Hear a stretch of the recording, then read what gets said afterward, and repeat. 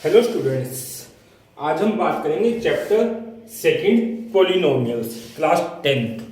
Polynomial होता क्या है? बेसिकली ऐसी इक्वेशन जिसके अंदर आपके क्या होती है, मैनी टर्म्स होती हैं। पॉली का मतलब होता है मैनी, टर्म्स का मतलब नोमियल्स का मतलब होता है आपका टर्म्स। जिसके अंदर आपकी मैनी टर्म होती है उसी को हम क्या कहते हैं, पॉलिनोमियल कहते हैं। ठीक है, अभी तक आप पढ़ के आए हो, एक होता है मोनोमियल, एक होता है आपका बायनोमियल, एक होता है आपका ट्राइनोमियल, एक होता है आपका पॉलिनोमियल। ठीक है, मोनोमियल क्या होता है? ऐसी इक्वेशन जिसके अंदर सिर्फ एक टर्म होती है उसको हम क्या कहते हैं, मोनोमियल कहते हैं। जैसे कि x। बायनोमियल क्या होती है? जिसके अंदर दो टर्म हो, x plus two, x plus y. यहाँ पे x एक टर्म है, 2 एक टर्म है। इसी तरह से x एक टर्म है, y एक टर्म है, तो इसके अंदर टोटल टर्म कितनी होगी? 2 होगी। इसी तरह से x प्लस वाई में भी कितनी होगी? 2 टर्म होगी। इसी तरह से आगे होती है ट्राइनोमियल। ट्राइनोमियल कौन सी होती है? जिसके अंदर 3 टर्म हो, x प्लस में y प्लस 2। इसको हम क्या कहेंगे? ट्राइनोमियल कहेंगे। ट्राई का मतलब 3, नोमियल का मतलब टर्म, 3 टर्म। ऐसी इक्वेशन जिसके अंदर आपकी 3 टर्म है उसको हम ट्राइनोमियल कहते हैं। एक होती है पॉलिनोमियल। पॉलिनोमियल जिसके अंदर आपकी क्या हो, मैनी टर्म्स हो। ठीक है, मतलब कि 3 से ज्यादा टर्म होती हैं तो उसको हम पॉलिनोमियल कहते हैं। लेकिन ट्राइनोमियल को भी हम क्या कह देते हैं, पॉलिनोमियल कह देते हैं। मतलब कि 3 या 3 से ज्यादा टर्म होती हैं जिस इक्वेशन के अंदर, उसको हम क्या कहते हैं, पॉलिनोमियल कहते हैं। आई होप आपको इतना समझ आ गया होगा। अभी एक चीज और हम यहां पे बार बार पढ़ेंगे, जीरोज। जीरोज क्या होता है आपका? जीरोज होती हैं ऐसी वैल्यू जिसको पुट करें किसी भी इक्वेशन में और उस इक्वेशन की वैल्यू क्या हो जाए, जीरो हो जाए, उस वैल्यू को हम क्या कहते हैं, जीरोज कहते हैं। जैसे कि x प्लस 5 है। अब यदि मैं इसका कहूं कि जीरोज निकालो, तो इसका मतलब क्या है कि x की ऐसी क्या वैल्यू होगी जिसको यहां पे पुट किया जाए कि ये क्या हो जाए, जीरो हो जाए, उसको हम क्या कहते हैं, जीरोज कहते हैं। तो बेसिकली जो इक्वेशन होती है उसको हम क्या कर देते हैं, जीरो के बराबर पुट कर देते हैं। तो यहां से x की वैल्यू कितनी आएगी, -5। तो अब ये x की वैल्यू को आप इसके अंदर पुट करोगे, -5 प्लस में 5 कितना आ गया, 0 आ गया। तो इसलिए -5 इस इक्वेशन के लिए क्या है, जीरो है। तो जीरो बेसिकली क्या होती है, ऐसी वैल्यू जिसको पुट करने के बाद आपकी इक्वेशन की कंप्लीट वैल्यू क्या हो जाती है, जीरो हो जाती है, उसको हम क्या कहते हैं, जीरोज कहते हैं। आई होप आपको इतना समझ आ गया होगा। ठीक है, तो एक्सरसाइज 2.1 स्टार्ट कर रहे हैं हम। यहां पे कहने की था आपको कुछ ग्राफ दिए गए हैं। मैं पहले ग्राफ बना लेता हूं।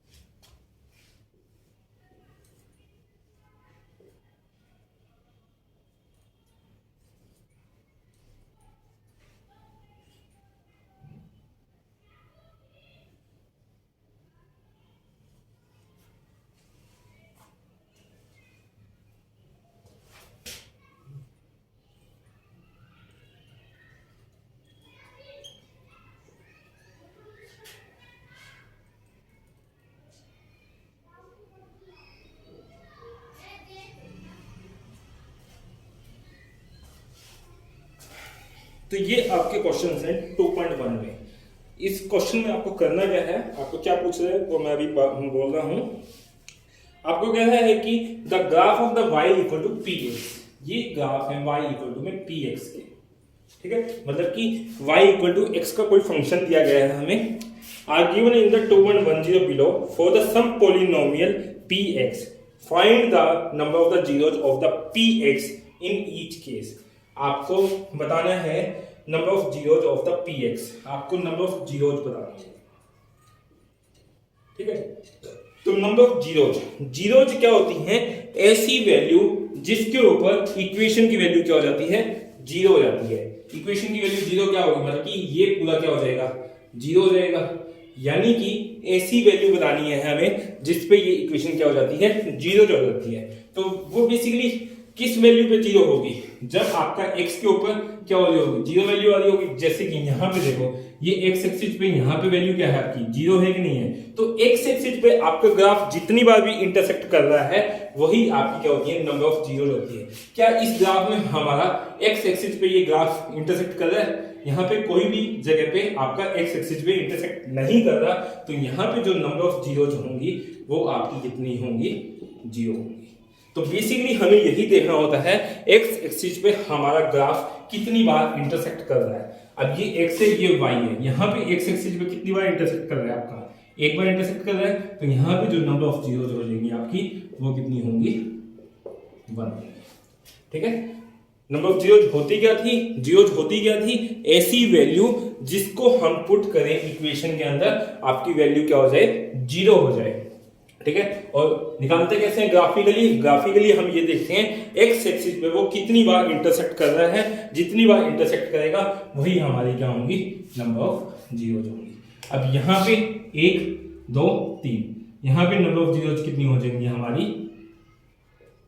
3, ठीक है। इसी तरह से यहाँ पे एक बार इंटरसेक्ट कर रहा है, एक बार इंटरसेक्ट कर रहा है, तो एक्स एक्सिस पे टोटल 2 बार इंटरसेक्ट कर रहा है, तो यहाँ पे नंबर ऑफ जीरोज कितनी हो जाएंगी हमारी, 2 हो जाएंगी, ठीक है। इसी तरह से यहाँ पे 1 बार 2 बार 3 बार 4 बार, तो नंबर ऑफ जीरोज कितनी हो जाएंगी हमारी, 4 हो जाएंगी। इसी तरह से 1 बार 2 बार 3 बार, तो यहाँ पे नंबर ऑफ जीरोज कितनी हो जाएंगी, 3। बस आपको यही बताना था यहाँ पे कि इन ग्राफ्स को देख के आपको ये बताना था कि इन इक्वेशन की आपका जिन इक्वेशन का ये ग्राफ था px, जिसका ये ग्राफ था उसकी कितनी जीरोज होंगी। तो बेसिकली आपको यही देखना होता है कि आपका एक्स एक्सिस पे ग्राफ कितनी बार इंटरसेक्ट कर रहा है, जितनी बार इंटरसेक्ट करेगा वही हमारी क्या होंगी, नंबर ऑफ जीरोज होंगी। आई होप आपको इतना समझ आ गया होगा। यही आपकी 2.1 एक्सरसाइज है पॉलिनोमियल्स की, और आई होप आपको अच्छे से समझ आ गई होगी।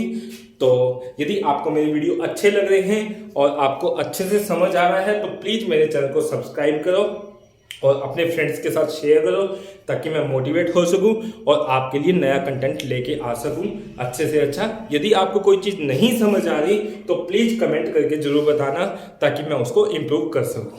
Thank you, bye bye, take care.